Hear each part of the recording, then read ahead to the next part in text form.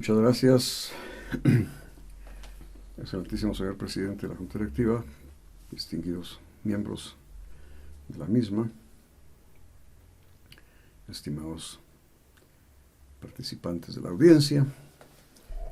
Le agradezco en primera instancia a la Academia por la oportunidad de desarrollar esta conferencia que he titulado Raúl Aguilar Batres y el desarrollo urbano de la ciudad de Guatemala, periodo 1944-1964, cuyo subtítulo pretende explicar un poco la forma en que vamos a desplazarnos a lo largo de la conferencia. Vamos a explicar el hecho histórico en lo posible a través de sus acciones, los autores, los actores, su tiempo y su espacio.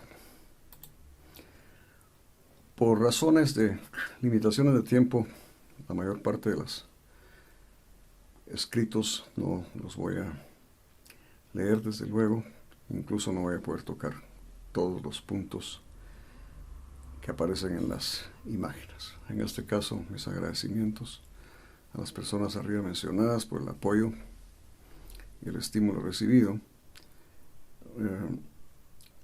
Lo único que quisiera indicar de esto es que se visitaron diferentes archivos relacionados con la época, fundamentalmente hemerotecas, las memorias municipales y libros referentes a la ciudad de Guatemala, desde el compendio de historia de Juarros, pasando por otras obras importantes, hasta lo último que se ha publicado referente, que fue en 2006, que encontré, La Nueva Guatemala, Asunción, Economía Política, que se refiere al periodo 1898-1931, exactamente casi el periodo anterior del que vamos a tratar. No quisiera hablar a detalle de toda la biografía, rica biografía de Raúl Aguilar Batres, solamente les diré que lo que aparece aquí en rojo a partir de 1944 es el periodo en que en alguna forma Raúl Aguilar Batres se integra al desarrollo urbano de la ciudad. Se había graduado en 1939 con una notable tesis muy en la física relativista o estado del arte de la física en su momento, y desde 1944 hasta 1964, prácticamente hasta sus últimos días en que permaneció en cama, siguió atendiendo sus labores de urbanismo. Esto lo he titulado La vocación intelectual de Raúl Aguilar Batres y su pasión por el urbanismo. Un niño quien aprendió a leer por sí mismo y lo practicaba antes de ir al colegio, porque así fue. Antes de los 5 años había aprendido a leer por sí mismo y se escondía de su madre ya viuda y sus 2 tías con quienes vivía para leer en la biblioteca que había heredado de su padre, un arequipeño también ingeniero, Rodolfo Aguilar Batres. Aquí he seleccionado en la foto algunos de los libros de su biblioteca. Quiero señalar este último porque voy a tomar algo de él más adelante, que es un libro del profesor Schneider, muy cercano a los últimos días de Raúl Aguilar Batres. Lo tenía en su mesa de noche, se llamaba De Babilonia a Brasilia, una historia de la ciudad. Entrando entonces a la parte espacial, creo que debemos de recordar un poco el sitio en que está ubicada la ciudad de Guatemala desde el punto de vista geológico. Como recordaremos, la mayor parte, Guatemala está centrado entre 3 placas tectónicas: la placa de Cocos, que empuja, produciendo sobre la placa del Pacífico, del Caribe, y la placa de Norteamérica, 2 desplazamientos en este sentido, y una rotura, por decirlo así, que denominamos falla, que es la falla en este caso más importante, que es la falla del Motagua, pero hay otras. El sitio de la ciudad de Guatemala se encuentra precisamente circundado de 4 fallas. Es el centro de un cuadrilátero. Por un lado, la falla del Motagua, que mencionamos aquí, la falla de Joalpatagua en el sur, en el occidente la falla de Misco y la falla de Pinula en el oriente. Realmente, a veces hablamos del Valle de Guatemala, que como otros valles que mencionamos en Guatemala, por ejemplo el Lipala, que parece ser uno de los más grandes, Se trata más que, antes que de un valle creado por la erosión de un río que lo recorre, de lo que llamamos un graben, un relleno volcánico, de un volcán que, en este caso el de Guatemala, estuvo aquí por Amatitlán, ya no existe, no es el volcán Pacaya, hace unos 300.000 años, inundó prácticamente con efluvios piroclásticos, o dicho de otra manera, todas esas arenitas blancas, pomes, que vemos que a veces cubren hasta 300 metros. Algunas partes son anteriores a esto y son parte de las montañas que habían abajo y forman por un lado lo que llamamos el Horst, por otro lado los piquitos que salen como el pico del Castillo San José o el Cerro del Carmen o el Cerro del Naranjo o la montaña de la Culebra. En realidad este sitio se está hundiendo y las montañas que vemos a los lados son las montañas de Misco por un lado y las montañas de Pinula por el otro lado. Aquí hay una serie de fallas profundas. Este es tomado de las fallas que se pudieron levantar después del terremoto de 1976.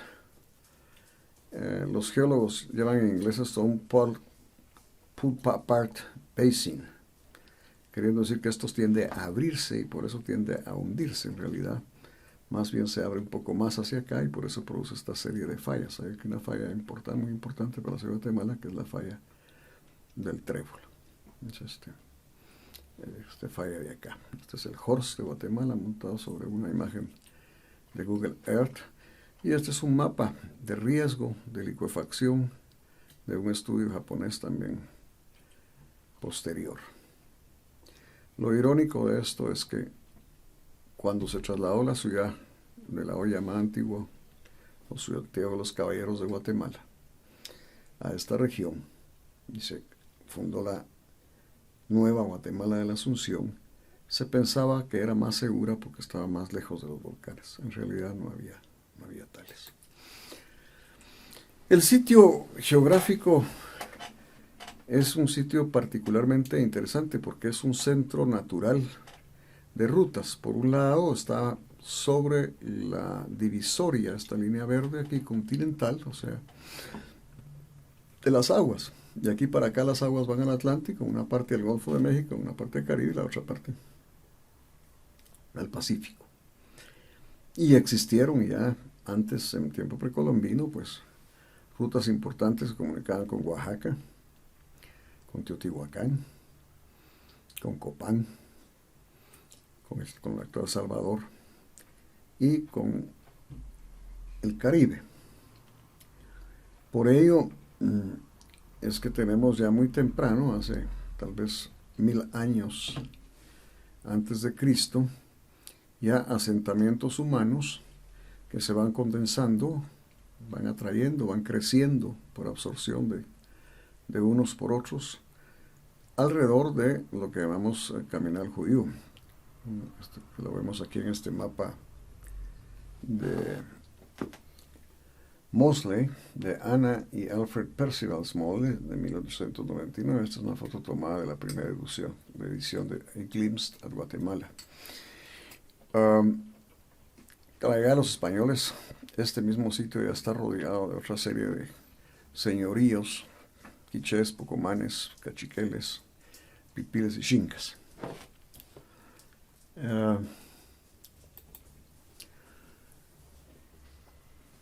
Posiblemente por las mismas razones y por ser centro tanto de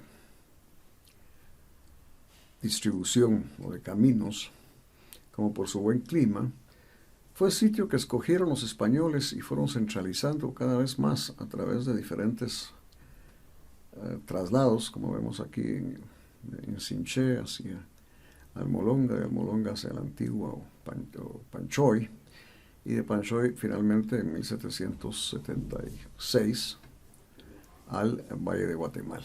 Esto está tomado de un mapa de recordación Florida, aquí puesto, dibujado gráficamente sin colores, donde se aparece ya el lago de Amatitlán, es decir, el sur está aquí, el norte está aquí, el oriente aquí, el poniente aquí. y el río Guacalate o Magdalena y el Villalobos, con su desagüe que va a ser el Michatoya. Importante tal vez es también recalcar que bueno, que hubo muchas rutas ya precolombinas. El Usumacinta fue una de ellas y el parte del río Motagua, aquí arriba. Los españoles organizaban la administración de la ciudad a través de los cabildos.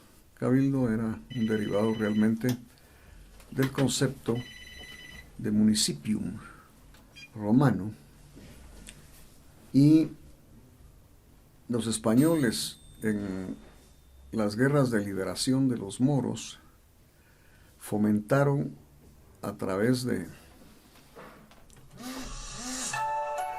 fueros especiales bastante libertad de administración o autoadministración de esos pequeños pueblos y ciudades fronterizas, lo cual se perdió en el siglo XVI a partir de la guerra de los comuneros con Carlos V, pero en América, curiosamente, mantuvieron privilegios que ya no tenían en España, aparentemente.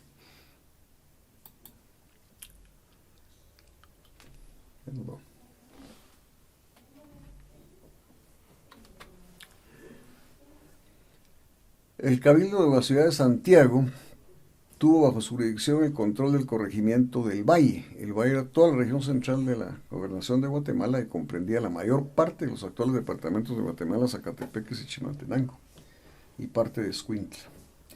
Los regidores perpetuos en su oficio eran miembros por lo regular de antiguas familias criollas del país cuyos cargos habían comprado sus padres y ellos heredaban. Se presentaban a la llamada nobleza criolla, según Ernesto Chinchí Aguilar en su obra El Ayuntamiento Colonial de la Ciudad de Guatemala.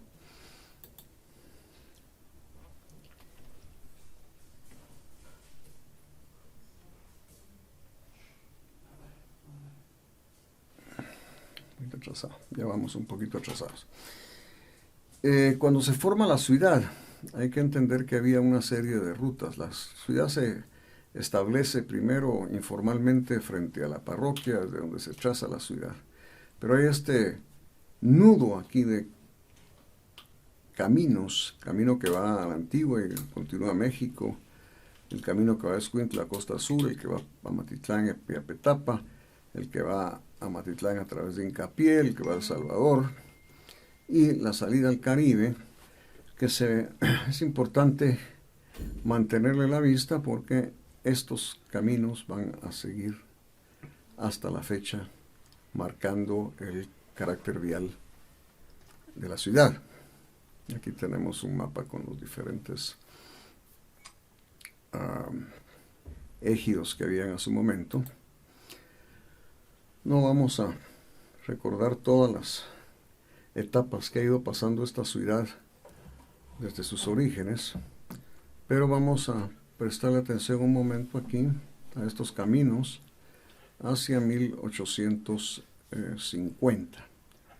Aquí vamos a tener ya el centro de la ciudad, aquí la parroquia, aquí la salida al Atlántico comunicando con lo que se llamó el Guarda. La ciudad tenía inicialmente diferentes guardas aquí, el guarda del incienso, el guarda de la Barranquilla, el guarda de Pinula, el guarda viejo, el guarda nuevo, que eran entradas protegidas a la ciudad, que cerraban a las 6 de la tarde y abrían otra vez de la mañana y controlaban el ingreso de mercaderías y pago de impuestos, alcabalas.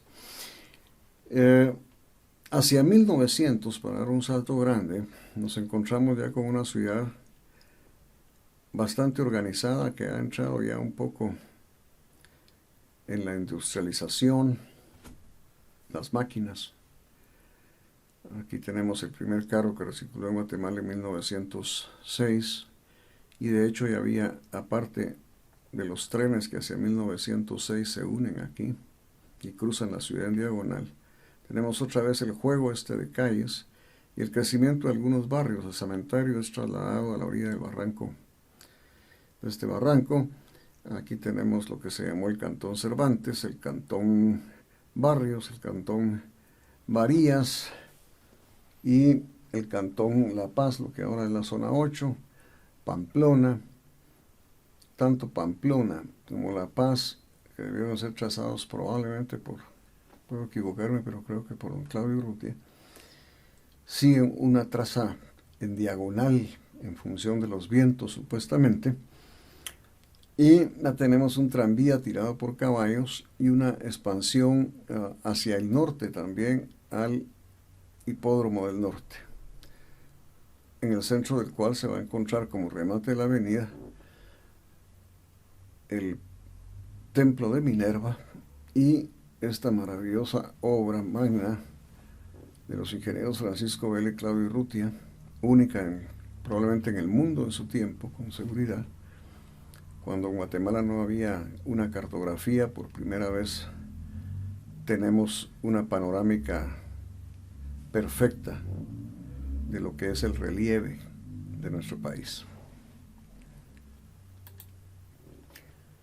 Desde luego las cosas han cambiado de entonces para acá.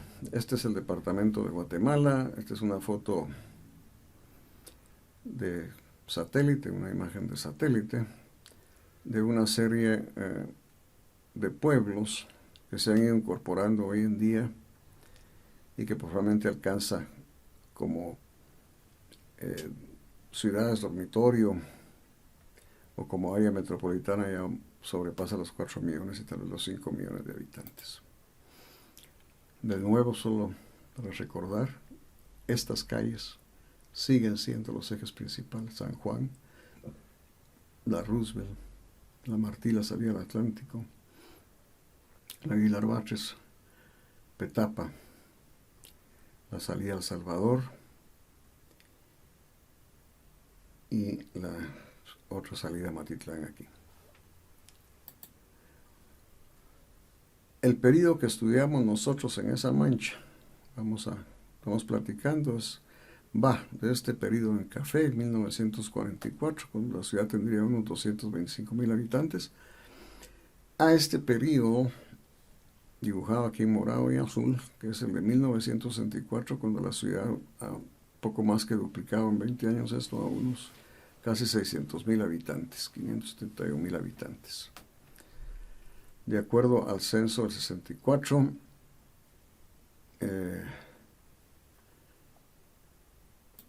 ocurre eso. Inmediatamente anterior al periodo que vamos a tratar, pues que empieza con la Revolución del 44, tenemos el periodo de don Jorge Ubico, del 30 a los 14 años, del 30, 31 al 44, en el cual inicialmente se continúa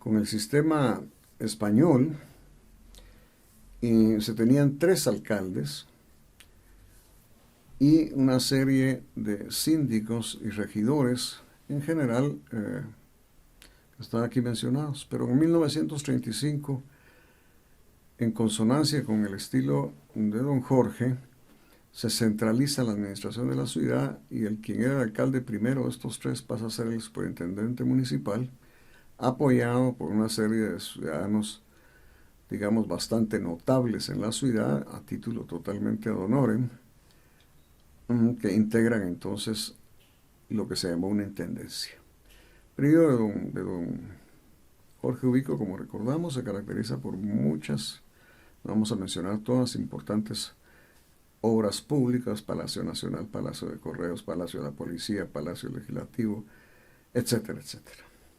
Y además, interesante es que se construye por primera vez una colonia, digamos, para bajo costo, para fines más populares, que se llamó la construcción de la colonia Ubico, y se introduce también agua fuertemente de un nuevo caudal, que es el caudal del Teocinte, por la finca La Agua Tibia, en San José Pinula. Pero los tiempos cambiaron y hay un grupo de estudiantes y de profesores universitarios en esa misma época que empiezan a pensar con mucha responsabilidad en torno a lo que puede ser la ciudad. Y yo he tomado de la tesis del ingeniero José Luis Cairol, su tesis de graduación, que fue precisamente sobre la urbanización de la ciudad de Guatemala, estas frases iniciales de su tesis. Dice: Guatemala necesita de un plan artístico y científico de crecimiento y evolución, mediante el cual pueda alcanzar en un plazo más o menos largo el puesto que indudablemente tiene reservado entre las ciudades de América, si la inteligencia y cariño de sus moradores saben conducirlo por bellos senderos. Por eso abogo por un plan de urbanización, pero entiéndase bien, un plan general, un verdadero plan comprensivo de medidas legislativas, económicas, arquitectónicas, no un simple plan de la red de avenidas primarias con algún que otro parque. Esto lo escribe este estudiante en el momento de graduarse en el año 1938. Era un grupo de estudiantes a los cuales él dedica su tesis a sus compañeros Raúl Aguilar Batres, Juan Luis Arralde, Oscar Martínez Higuero, Martín Prado Vélez y Rafael Sosa Isa. Ese gremio de ingenieros recién graduados, que los vemos aquí juntos con sus profesores en lo que se llamaba la Asociación de Ingenieros y Arquitectos, empieza a reunirse, dice Raúl Aguilar Batres, que es quien está aquí al lado de Martín Prado Vélez. En los otros círculos están los otros dos ingenieros alcaldes del periodo que estamos tratando. Se propusieron, formaron un grupo de interés en el desarrollo de la ciudad y invitaron a una reunión y a un paseo por la ciudad al alcalde Mario Méndez Montenegro. De esas reuniones, dice Raúl Aguilar Batres, se consideró la importancia de ampliar y acondicionar la 10ª Avenida, de urbanizar el predio de San José, de demoler el antiguo Calvario y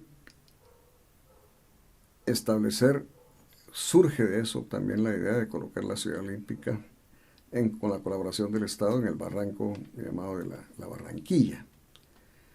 También el trazo de la carretera panamericana entrando de México por el poniente y el crucero del Guardaviejo, casi paralelo a la vieja carretera la antigua Guatemala de Occidente, que es lo que actualmente llamamos la calle Vieja de Misco. Y más tarde el proyecto del Trébol. El primer alcalde del período democrático posterior a 1944 fue Mario Méndez Montenegro, y realmente su alcaldía la acompañó como miembro del Consejo Raúl Aguilar Batres. Vamos a esperar más adelante. Se caracteriza por una gran cantidad de obra pública importante y por haber empezado los primeros trabajos, como se explicó anteriormente, de una nueva urbanización, una nueva visión de la urbanización de la ciudad. Aquí tenemos uno de los grandes colectores, se hicieron muchos en esa época, pavimentación fue una de las grandes obras, no hay tiempo para entrar en detalle en cada una de ellas. La calle de los Árboles, el estadio que se llama Autonomía, aquí con galerías Madera, el Mercado Colón, el Parque Gómez Carrillo, y aquí también un sensible mejoramiento en la maquinaria municipal. Esto sí voy a tener que, quiero leerlo.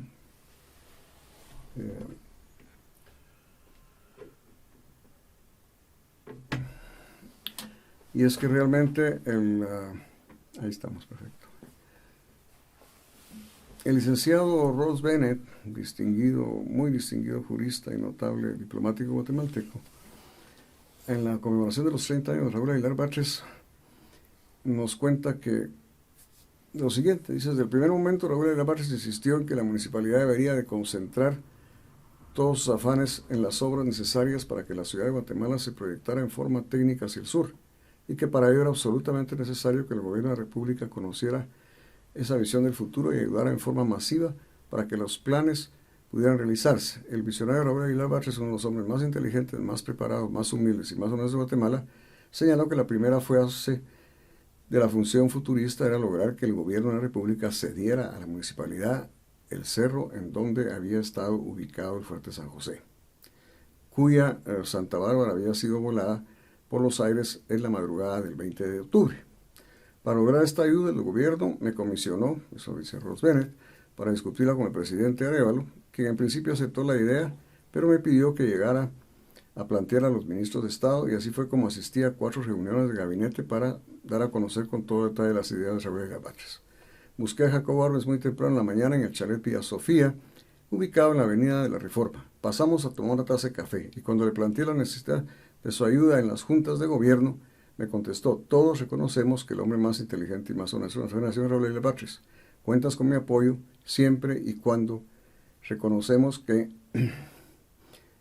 siempre y cuando el torreón del antiguo fuerte de San José le quede al Ministerio de la Defensa. También la parte alta del cerro, para que un parque se construya recordando el 20 de octubre. Debes ir a visitar a Paco Arana y llevar tus mejores argumentos para que él también apoye la idea. Luego nos dice que reflexioné que el mejor argumento era llevar a Raúl Aguilar Batres para que diera a conocer su visión futurista al coronel Arana. Hice cita para las 7 de la mañana y llegamos. Nos sentamos a la mesa y pedí a Raúl que explicara sus planes al coronel Arana y que al final diera a conocer las reservas del coronel Arana. Por más de una hora, las explicaciones de Raúl, que había momentos en que le daba sus ojos como si estuviera viendo lo que iba a ser el futuro de la ciudad de Guatemala. Al final de la exposición, Paco Arana se levantó, dio la mano a Raúl Aguilar Batres y le dio un fuerte abrazo diciéndole: ingeniero, no tengo ninguna pregunta que hacerle, solamente permítame darle un abrazo y rogarle que todos los guatemaltecos que usted conozca sean tan inteligentes y tan honestos como usted y nos los lleven al gobierno, etc. Y de hecho, pues el gobierno de Arévalo, con todos sus ministros, aprobaron que se entregara para el desarrollo de la ciudad los predios que habían sido del Fuerte San José, con excepción del Torreón. Así es que muy temprano, este es un plano del año 44, 45, los primeros que se tuvieron, con el área actual Palacio Municipal, el Fuerte de San José, donde ahora está el Teatro Nacional, y lo que más tarde va a ser la plaza que hoy conocemos como el Amate. Aquí la ampliación, que también fue parte de esos trabajos en la época de Mario Méndez Montenegro, de las 18 calles, la voladura para que se ampliara la ciudad hacia el sur. Y lo he traído porque esta fachada la dibujó Raúl Aguilar Batres como parte de su diseño para sustituir, poder abrir la 11 calle de la zona 1, donde había una iglesia de los agustinos. Y me pareció interesante de una tesis de esta estudiante, que hace un análisis de la proporción aura, algo muy, muy clásico y no tan frecuentemente aplicado en nuestro medio y en nuestro tiempo. Esto también es solamente una parte de información. Otra tesis importante de ese momento es la de la ingeniera Francisca Fernández Hall, sentada aquí al lado de Raúl Aguilar Batres, y del ingeniero, me parece, Eduardo Goizueta. El ingeniero Lizarralde está aquí, Juan Lizarralde, y aquí debe ser el ingeniero Alfredo Víos Gómez. Ella es Francisca Fernández Hall, quien planteó ya las necesidades, hizo un análisis del agua en Guatemala en 1947 por la ciudad. Ella fue, entre otras cosas, la primera mujer que se graduó ingeniero, la primera mujer que se graduó de la Academia Militar de Brasil en una maestría en estructuras, posteriormente embajadora en Brasil, hizo magnífico representación diplomática de Guatemala y sobre todo largo tiempo en Israel. A la municipalidad de Mario Méndez Montenegro sucedió la de Martín Prado Vélez. La de Martín Prado Vélez se caracteriza por haber consolidado un extraordinario equipo técnico de ingenieros. No podemos mencionar aquí a todos como quisiéramos, pero manejaron los departamentos de ingeniería el ingeniero Juan Luis Arralde, el ingeniero Mario de Giraca, Raúl Aguilar Batres en la parte de urbanismo, la dirección de aguas a cargo del ingeniero Fuentes y también del ingeniero Héctor Quesada en lo que fue búsqueda de nuevas fuentes, etcétera, etcétera. Estas curvas estadísticas nos muestran cómo, son de la memoria de la alcaldía de Martín Prado Vélez, cómo realmente se superaron con creces todo lo que había acontecido anteriormente. Este plano es muy importante y en él sí quisiera detenerme por algún momento. Este plano es de la misma memoria de la alcaldía del ingeniero Prado Vélez, pero es un plan de gobernador de vías, le llamó el ingeniero Raúl Aguilar Batres, y muestra ya realmente una serie de vías. Primero la Avenida Las Américas aquí, lo que ahora es el Boulevard Los Próceres, lo que ahora es el Periférico, lo que es la calzada Atanasio Sul, y algunos, aquí está la parte que tiene que ver con parte del Boulevard Liberación, que estaba en construcción en ese momento. Aquí algunas vías rápidas por los barrancos, que yo creo que no fueron totalmente construidas. La Limonada estaría aquí. El presa del Estadio Olímpico, y aquí en el barranco donde está actualmente la Limonada, siguiendo por la Barranquilla para salir hacia el Atlántico. Digo, es muy importante porque rara vez pensamos que ya hacia 1950 estaba bastante definido lo que iba a ser el periférico, el Atanasio Sul. La Avenida de las Américas sabemos que es de esa época. Lo otro que es también importante detenernos es que aquí tenemos ya un proyecto de plano de zonificación. Realmente de la época de Raúl Aguilar Batres quedó un plan regulador de la ciudad de Guatemala. En este plano ya se definen residencias de diferentes tipos, zonas residenciales de diferentes tipos A y B, áreas verdes, zona industrial, aquí la zona industrial a lo largo de la Atanasio Sul de un lado, una zona industrial restringida del otro lado, en fin. Tal vez por lo que Raúl Aguilar Batres es más conocido ese periodo fue por la nomenclatura, que es muy importante sin duda y muy original, aunque no forzosamente ni su único trabajo, ni tal vez el más importante, pero sí el más conocido. Creo que su genialidad matemática lo llevó a zonificar la ciudad alrededor de una espiral. Zona 1, zona 2, zona 3, zona 4, zona 5, zona 6, y a utilizar un principio de coordenadas cartesianas para crear un número que nos indica, en este caso he usado la residencia Raúl Aguilar Batres, cuya dirección era Cuarta Avenida 136, zona 1, de la primera calle 36 metros para acá, sobre el lado par, sobre la Cuarta Avenida. Y eso pues creo que todos lo aprendimos a usar y después se aprovechó en otros países como idea, incluso en los Estados Unidos, Colombia. A la alcaldía de Martín Prado Vélez sucedió la alcaldía de Juan Luis Lizarralde, el segundo del grupo de ingenieros, y el segundo compañero tanto de Martín como de Raúl Aguilar Batres. Aquí los tenemos a Juan Luis Lizarralde, Raúl Aguilar Batres, el presidente de Arbenz, no sé si todavía como ministro o ya como presidente.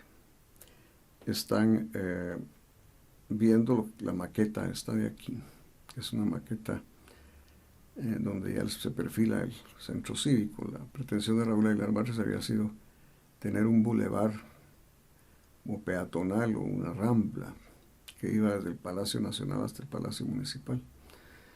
De esta época creo yo que, según me explicara el arquitecto Pelayo Arenas, se derivaron tensiones entre el gobierno central y el gobierno municipal, que veremos más adelante, tuvieron algunas nefastas consecuencias. Resulta que frente a la penitenciaría y al Estadio Autonomía se encontraba un parque denominado Navidad, para el cual la municipalidad había diseñado todo el centro cívico. Y empezó una pugna entre la municipalidad y el ejército, o el Ministerio de la Defensa, por hacerse del parque Navidad.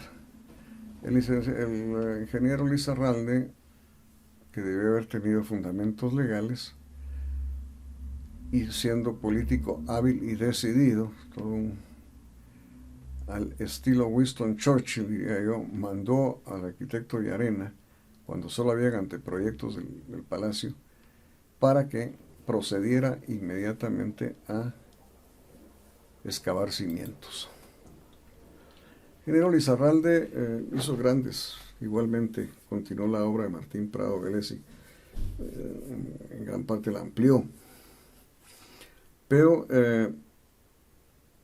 casi a la finalización de su periodo sustituyó al ingeniero Martín Prado Vélez, que había pasado a ocupar la cartera de ministro de Comunicaciones y Obras Públicas, y lo sucedió el ingeniero Julio Viols Gómez, primeramente en forma interina y después como alcalde electo.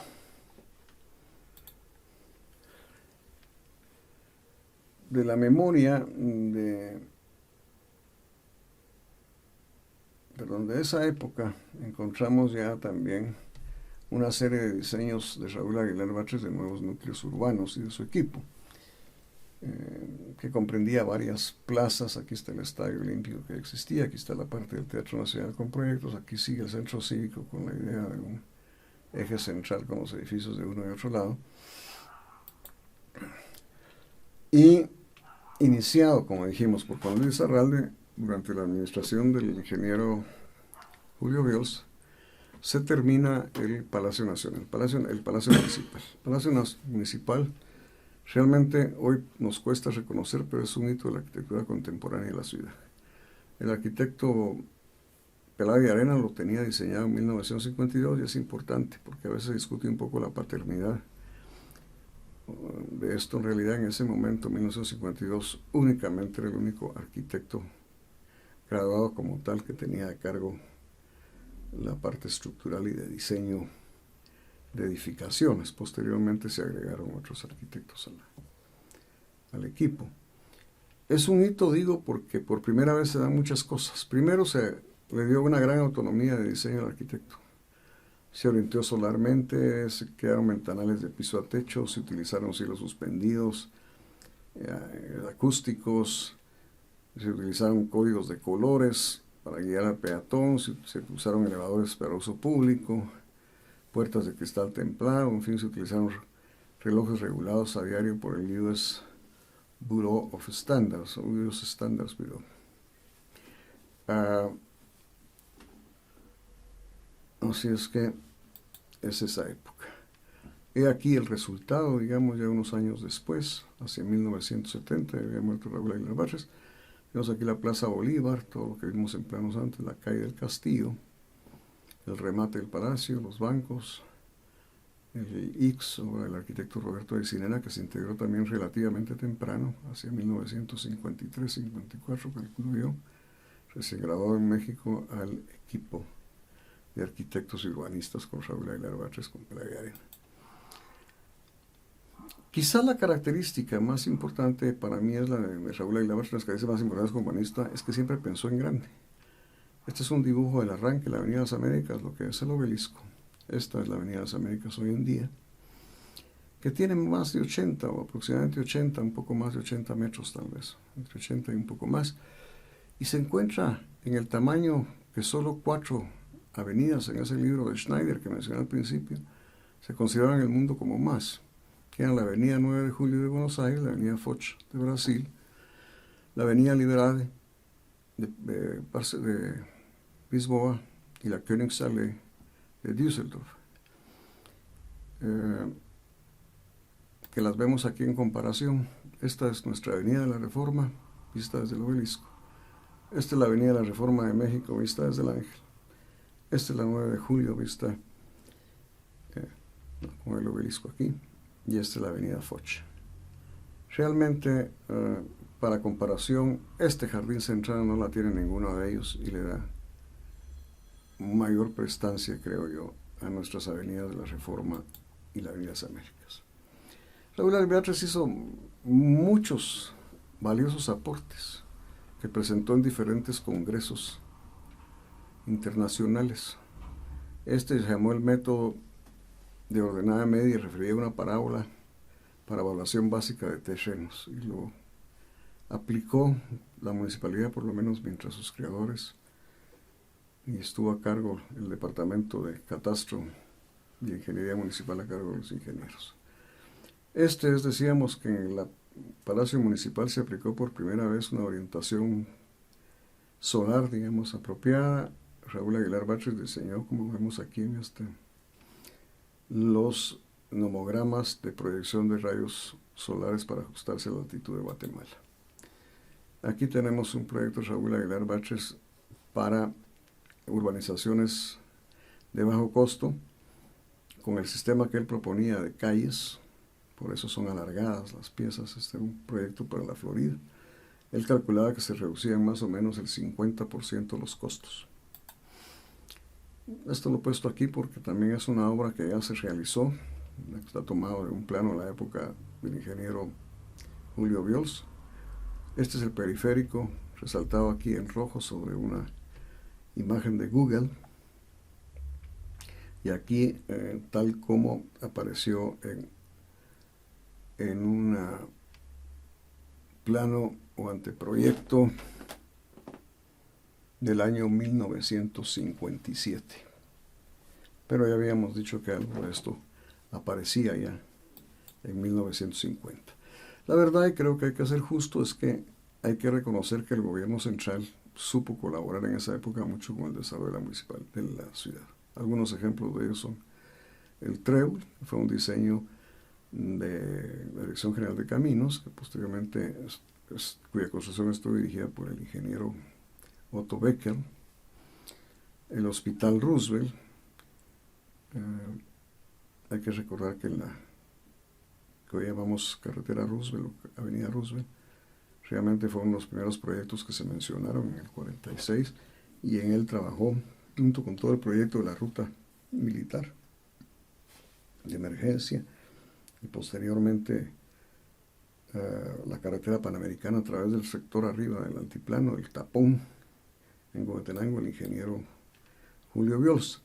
La Ciudad Olímpica es otro caso de colaboración, fue una, digamos, propuesta que hizo Guatemala, o que ganó Guatemala en la época de Arévalo para celebrar aquí los Juegos. El ingeniero Juan de Dios de León, de Aguilar de León, en su tesis de graduación había trabajado el saneamiento de esto, y el ingeniero José Luis Buscayrol en su tesis del mismo año señalaba este lugar como óptimo para un estadio. Hubo que empezar por atravesar un gran colector, porque aquí, aparte que estaba parcialmente invadido, había algunas covachas, también las cruzaban las aguas negras provenientes del rastro, que está ahí más o menos a la altura del Teatro Nacional, un poco más hacia el sur. Aquí tengo algunas fotos de la Ciudad Olímpica y algunos personajes. Aquí reconozco como el ingeniero Quesada, de nuevo me parece que es ingeniero probablemente Alfredo Bios, Martín Prado Vélez, Raúl Aguilar Batres. Aquí está Raúl Aguilar Batres con delegados de Puerto Rico, Cuba, creo, y Costa Rica, viendo las maquetas. Realmente Raúl Aguilar con una oficina que tenía con el ingeniero Alfredo Bios y con el ingeniero Ermenger, que se llamaba Abeo Aguilar Batres o Biol Ermenger, desarrollaron el diseño de lo que fue el Palacio de los Deportes. Gran parte del cálculo estructural de algunas piezas de los elementos básicos pues salieron también de la mano de Raúl Aguilar Batres con sus socios. Esta es la maqueta del Gimnasio Nacional, creo que es maqueta porque es de esa época, diseñada y construida por los ingenieros Martín Prado Vélez y su hermano notable ingeniero estructural y matemático también, Eric Prado Vélez, que ya habían desarrollado otras cosas, entre ellas una extraordinaria montaña rusa que iba por un barranco, que se llama el Barranco Chapín, que fue construida en madera porque no venían a tiempo los planos de los Estados Unidos. Cuando vinieron ya no hacían falta. Los ingenieros, ambos hermanos, fueron los primeros en lanzarse para hacer la prueba de lo que aquí se había construido. Del mismo ingeniero Juan de Dios Aguilar, tenemos aquí el puente del Olímpico, que realmente estaba previsto desde el inicio, en la época de Arévalo, pero que se construyó en la época del gobierno de Castillo Armas, que permitió la apertura de la 10ª Avenida. Lo mismo ocurre con este puente, que es el puente Belice. Lo construyó en principio anteproyectó Juan de Dios Aguilar, y el diseño ya final estructural fue de la casa Krupp en Alemania. Dudé un poco si poner esto, y a lo mejor lo voy a quitar, Juanfra, porque es un momento trágico, pero a veces en internet actualmente se le echa la culpa de la demolición al ingeniero Juan Lizarralde, y eso es totalmente falso.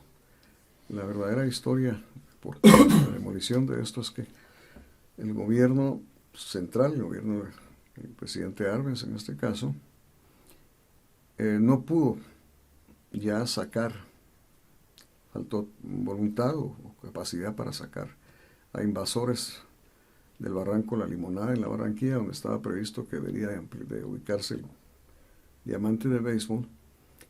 Y después de haber tenido el conflicto con el Parque Natividad, la municipalidad y el gobierno entraron en conflicto porque el gobierno central pretendía que la municipalidad les cediera terrenos del Parque del Hipódromo. Cuando no se los cedieron, amenazó y efectivamente dinamitó una obra que tenía frisos de un notable arquitecto, discípulo nada menos que de Rodin.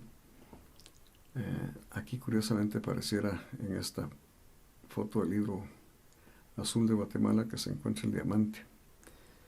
Lamentablemente, pues, este bello monumento, más de las obras más clásicas, más bellas que teníamos en Guatemala, va a ser demolido para correr este estadio. Y hoy en día, en lugar del remate hermoso que teníamos de la avenida, tenemos una galera aquí de metal para jugar béisbol. Raúl Aguilar presentó muchos trabajos. Por el tiempo ya no podremos hablar más de ellos. Aquí lo tenemos, uno de los únicos 6 trabajos reconocidos aprobados a nivel mundial en el primer Congreso Mundial de Ingeniería en México, aquí en el CIME en Bogotá, aquí con una serie de ingenieros guatemaltecos, que quisiera mencionar a cada uno de ellos, pero no hay espacio. Reconozco aquí al arquitecto de Arena, al ingeniero Beltranena, a Francisco Arribiaga, al ingeniero Urruela, etc. Aquí está en el Palacio Cutiño de Santiago de Cuba, y aquí está también en un evento internacional en Buenos Aires. En 1960 desarrolló una máquina en base a lo que era su docencia universitaria, que entre otras cosas, además de matemáticas superiores, comprendía cálculo de probabilidades, estadística, comprendía el diseño de máquinas. Esto fue cuando todavía no habían ingenios electrónicos, digamos, tipo computadora, y operó unos tiempo en el crucero frente al Palacio Municipal de la Sexta Avenida. ¿Qué cosa? Una máquina coordinadora de semáforos. Él le llamó coordinadora de impulsos eléctricos. En el segundo Congreso de Ingeniería y Arquitectura presentó unas sugerencias para modificar leyes y reglamentos de ingeniería.